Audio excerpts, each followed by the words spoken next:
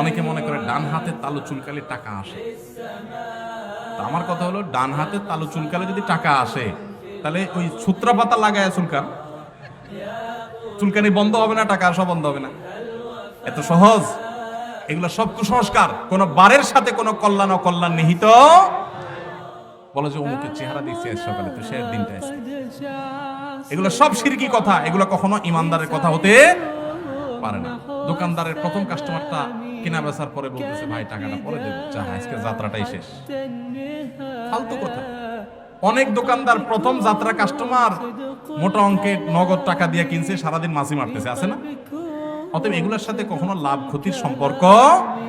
সকালবেলা বাইর হয়ে প্রথমে ঝাউটা দেখছে, বউর উপরে এবার চেইতা পারলে ঝাউ দিয়ে বড় পিঠে দেখেছে যে বাইর হয়ে উঠানে প্রথম ঝাউ কেন দেখলাম, আজকে আমার দিনটা শেষ। আছে না নাই?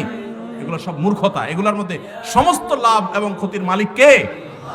এই সমস্ত জিনিসে কোনো লাভ ক্ষতি নিহিত নাই। আল্লাহ আমাদের বোঝার তৌফিক দান।